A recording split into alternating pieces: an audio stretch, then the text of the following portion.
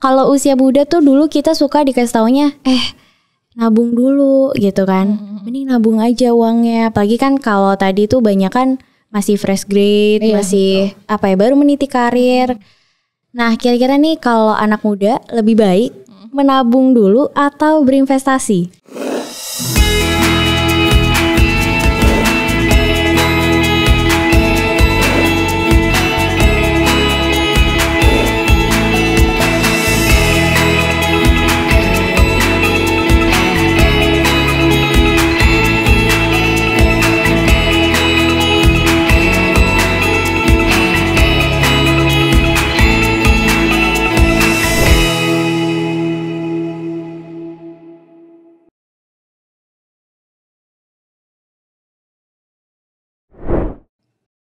Halo Sobat BNI Sekuritas, kembali lagi di The Invest View bersama saya Octavia, di mana kamu bisa berbincang-bincang hangat seputar investasi, pasar modal, dan juga topik-topik terkini. Oke. Nah, sebelumnya juga aku mau mengucapkan selamat menunaikan ibadah puasa untuk sobi-sobi semua yang menjalankan. Semoga di bulan Ramadan ini kita bisa mendapat berkah dan hikmat baik ya. Nah, di episode Invest View kali ini aku mau ngobrol-ngobrol bareng teman lama aku nih. Jadi dia ini adalah seorang anak muda yang sukses membangun karir di pasar modal sejak tahun 2018 ya.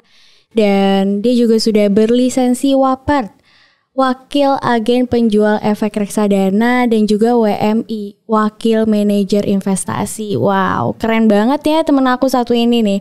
Dan sekarang ini dia tuh bekerja di BNI Asset Management sebagai Assistant Manager of Channel Distribution. Nah, langsung aja kita kenalan sama Nita Novita. Halo Okta. Apa kabar? Baik. Kita udah lama banget ya. Lama banget ya. Akhirnya kita ketemu di sini. Iya, kamu gimana kabarnya nih sekarang? Baik banget tentunya. Iya, karena kondisi yang seringkali nggak memungkinkan, akhirnya kita ketemu juga. Iya, akhirnya kita ketemu juga di hari ini di The Invest View pastinya ya. Betul banget. Nah, kira-kira kegiatan sehari-harinya nih sekarang ngapain aja nih Nita? Tentunya masih kerja di BNI Asset Management tiap hari, WFH dan WFO, masih kayak gitu sih. Oke. Nah, hari ini aku mau ngajak Nita nih ngobrol-ngobrol seru banget nih topiknya tentang investasi di kalangan Gen Z. Oh, oke, menarik. Oke. Nah, kalau kita ngomongin Gen Z nih ya, pastinya tuh udah tahu banget gitu kalau Gen Z tuh usianya masih cukup muda ya. Betul. Nah, mungkin kalau dikira-kira umurnya masih ya 10 sampai 25 tahun ya. Nah, ngomong-ngomong soal anak muda, sekarang anak muda nih banyak banget yang udah mulai berinvestasi di pasar modal. Sekarang tuh kayaknya investasi tuh udah gak mengenal usia ya. Betul banget. Kayak bahkan dari usia muda aja mereka udah mulai gitu berinvestasi. Nah, kalau Nita sendiri kan juga pasti banyak dong ketemu sama investor-investor muda nih. Gimana sih tanggapannya? Tanggapannya untuk investor muda sekarang yang udah menjamur ya, bisa kita bilang itu oke banget sih teman-teman. Oke banget sih Sobi, soalnya lebih baik dimulai dari muda gitu, karena kan kita mikirnya masih buat jauh ke depan ya. Lebih bagus dimulai lebih awal gitu. Terus abis itu pas lagi banget masih muda tuh kan lagi menggebu-gebunya banget gak sih? Betul. Untuk nyobain hal baru gitu ya kan. Terus abis itu hal barunya ini sesuatu yang positif gitu, investasi untuk masa depan tentunya. Betul. Terus banyak banget investor-investor kita juga yang aku temuin yang masih muda tuh antusiasnya tuh tinggi banget, mau tahu, mau belajar tentang investasi khususnya di reksadana ini gitu. Nah, pastinya nih kalau kita menjalankan yang namanya investasi, kita harus punya end goals gitu ya, harus ada tujuannya gitu. Betul. Nah, dari yang biasa nih Nita temuin nih investor-investor muda, itu sebenarnya mereka punya end goalsnya tuh apa sih dalam berinvestasi gitu? Tentunya macam-macam banget gitu ya. Terus tadi kan Okta juga udah bilang mungkin usianya sampai sekitar 10 sampai 25 tahunan gitu ya kan, itu masih fresh grade, itu biasanya mereka lagi meniti karir gitu. Goalsnya pengen usaha karirnya lebih melejit lagi. Ada yang walaupun mereka juga udah menjadi karyawan tapi mereka juga berpikiran untuk nanti buka bisnis, bahkan ada yang udah kepikiran juga buat nyiapin dana pensiun. Keren banget nggak? Maksudnya usia pensiunnya tuh masih jauh, tapi mereka udah kepikiran, udah terbuka untuk nyiapin dana pensiun. Tuh kan keren banget ya. Terus habis itu ada juga yang pengen punya goalsnya tuh bisa beli rumah gitu under 30 gitu. Itu lebih keren lagi sih gitu. Iya ya. Ternyata sekarang tuh anak muda tuh punya mimpi yang cukup besar gitu ya. Dan untuk mencapai itu akhirnya mereka mulai berinvestasi. Betul ya. Nah, kalau kita ngomongin juga investasi di kalangan anak muda ya, itu kita tuh juga suka denger yang namanya FOMO. Oke, iya benar banget. Iya dong. Nah, kira-kira sebenarnya ada nggak sih sangkut pautnya nih anak-anak muda sekarang pada berinvestasi dengan FOMO itu? Sangkut pautnya ada banget sih gitu. Sekarang kan apa-apa suka diupdate ya di sosmed gitu. Terus kalau teman-temannya nih aku suka lihat juga orang kalau lagi untung gitu, misalnya investasinya, terus mereka pasti posting di sosmednya gitu. Terus nanti teman-temannya lihat, ih keren banget, mau juga dong gitu. Jadi pada ikut-ikutan juga, walaupun mereka mungkin belum tahu, tapi jadi ke-trigger juga gitu mau investasi gitu. Wah, jadi ternyata FOMO ini tuh cukup berperan besar ya dalam anak-anak muda ini mulai berinvestasi. Nah, aku punya pertanyaan sebenarnya menarik sih. Ini aku kepikiran nih ya tiba-tiba. Kalau usia muda tuh dulu kita suka dikasih taunya, nabung dulu gitu kan. Mending nabung aja uangnya. Apalagi kan kalau tadi tuh banyak kan masih fresh grade, masih baru meniti karir. Nah, kira-kira nih kalau anak muda lebih baik menabung dulu atau berinvestasi?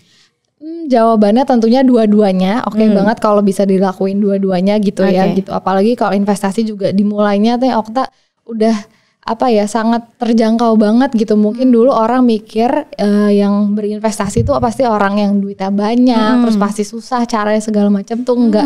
Sekarang udah dimudahin, digampangin, terus modalnya untuk investasi juga murah banget gitu sih. Oke. Tadi tuh Nita sempat bilang ya kalau investasi tuh ternyata bisa dimulai dari yang uang-uang kecil. Iya, gitu betul banget. Investasi reksadana itu bisa dimulai dengan Rp10.000. Coba Okta bayangin deh, Rp10.000 siapa sih yang gak punya gitu ya kan. Iya, betul. Tiap weekend suka nongkrong, suka beli kopi, itu pasti kan lebih dari 10.000 gitu ya kan. Terus maksudnya dengan si 10.000 ini Okta udah bisa berinvestasi, itu kan enak banget ya gitu. Oke. Nah kayaknya nih kalau ngomongin reksadana nih ya, pas banget nih sama Zinita nih ya kan. Nah kira-kira nih kalau misalnya Sobi di rumah tuh pengen mulai berinvestasi gitu, terutama investasinya reksadana ya, kayak yang tadi Nita bilang, itu apa aja sih yang harus disiapin? Tentunya yang harus disiapin untuk berinvestasi tuh tahu dulu sih tujuan dari investasi sendiri tuh, selain uangnya, tapi kan uangnya juga kan teman-teman tadi aku udah bilang ya, dari 10.000 udah bisa investasi gitu. Tahu tujuannya untuk apa, goalsnya, karena kalau kita nggak tahu nih tujuan investasi kita, jadi nggak ada semangatnya gitu loh buat ngumpulin, kayak cuman iseng-iseng doang juga sayang kan. Mendingan tahu tujuannya. Terus habis itu kalau di reksadana tahu manajer investasinya, terus tahu mengenai produknya. Mungkin kalau yang masih awam ya gimana cara tahu produknya gitu. Nah gampang banget sih sebenarnya, apalagi kan Gen Z sekarang didukung dengan hidup di yang serba modern kayak gini, kemudahan gitu. Informasinya betul ya banget gitu. Apa-apa kita udah bisa lihat informasi dari handphone gitu, bahkan sambil tiduran gitu ya kan, kita bisa dapat ilmu-ilmu baru tentang investasi gitu. Betul. Nah kalau misalnya tadi kan Nita juga bilang ya, sebenarnya investasi tuh nggak bisa yang kayak teman gue udah mulai nih, gue ikutan deh gitu ya. Nah kira-kira nih kalau misalnya nih di BNI Asset Management, buat kita nih yang mau mulai investasi reksadana tapi nggak ngerti, itu bisa nggak sih kita belajar juga? Iya bisa banget gitu. Kita dari BNI Asset Management gitu ya kan, kita juga sering banget nih kolaborasi sama BNI Sekuritas gitu. Kita suka ngadain webinar, suka juga bikin Instagram live gitu. Jadi kan dapat ilmunya gampang banget teman-teman Sobi gitu. Kalau mau belajar bisa ikutin aja update kita tentang, bisa tadi aku bilang Instagram live atau daftar di webinar kita gitu sih. Oke. Nah kira-kira selama Nita juga ketemu sama investor-investor muda gitu, sebenarnya apa yang mungkin menjadi semangat mereka, motivasi mereka untuk kayak gue mau mulai nih investasi nih? Tentunya karena murah. Gitu. Karena kan ya tadi siapa sih yang kalau murah siapa sih yang nggak tertarik gitu kan. Jadi kepikiran ya udahlah 10.000 bisa dimulai, pertamanya coba-coba dulu. Terus habis itu jadi sesuatu yang rutin gitu. Terus jadinya udah gitu gampang, fleksibel juga gitu kan, bisa daftar lewat Beyond ya kan. Terus habis itu pembelian penjualannya udah lewat handphone aja, tinggal klik-klik aja gitu sambil kita tiduran juga bisa gitu. Nih buat sobi-sobi ya, jangan lupa kalau mau investasi reksadana juga bisa lewat aplikasi Beyond ya.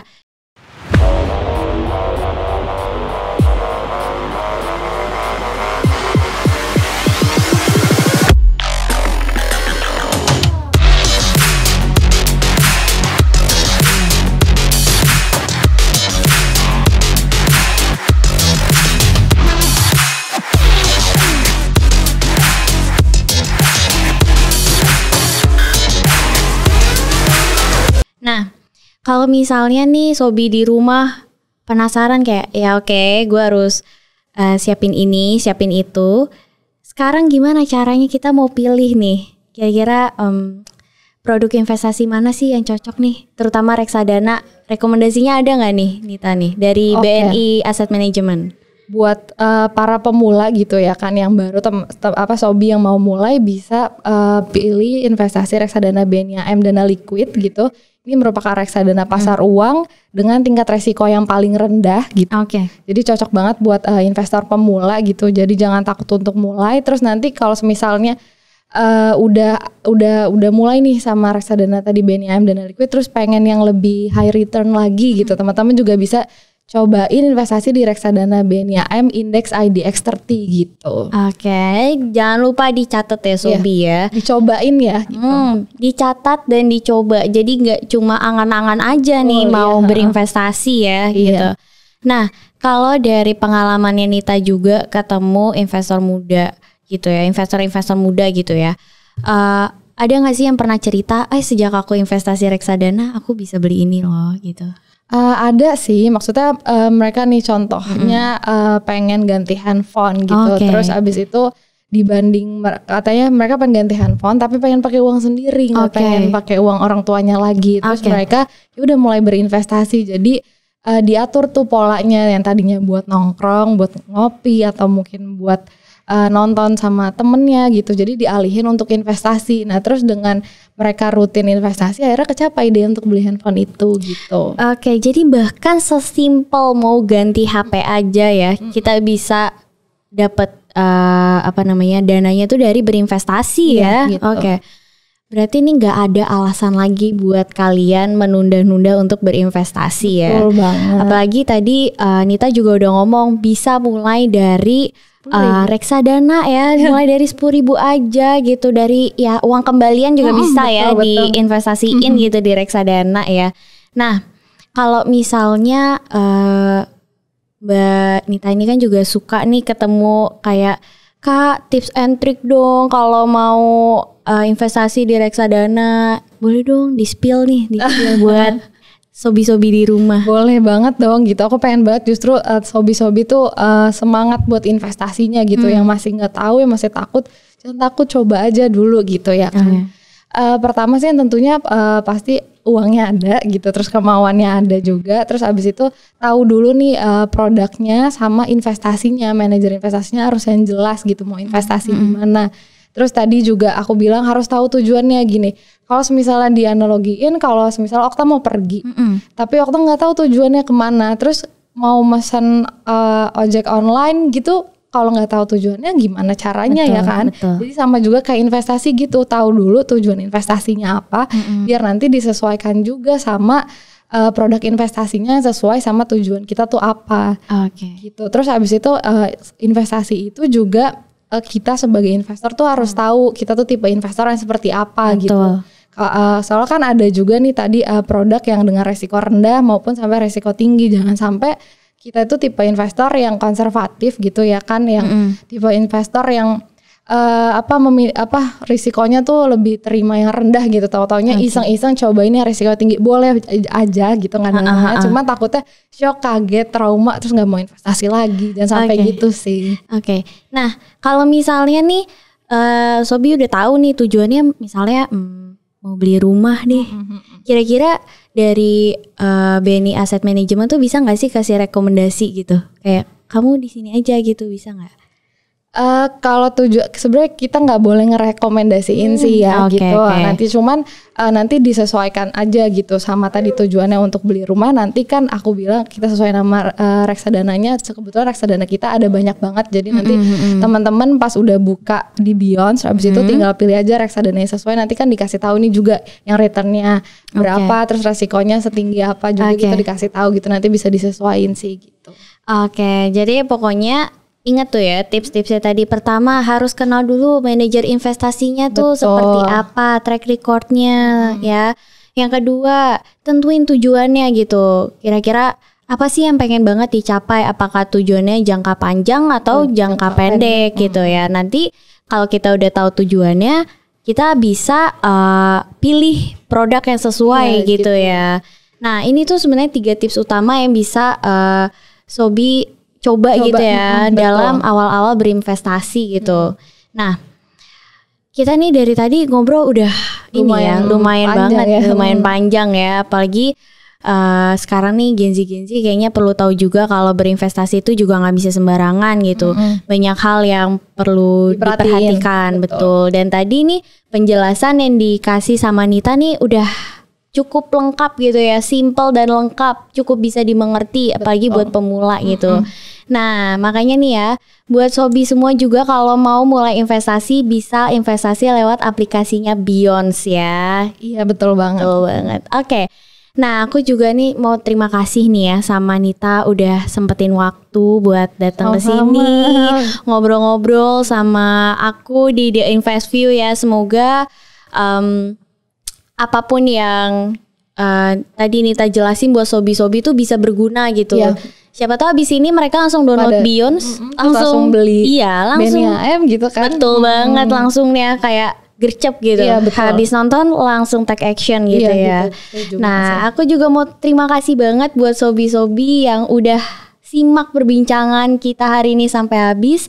Pokoknya jangan lupa like, comment, dan subscribe YouTube channelnya BNI Sekuritas. Dan jangan lupa juga follow sosial media kita di Instagram, Facebook, dan Twitter.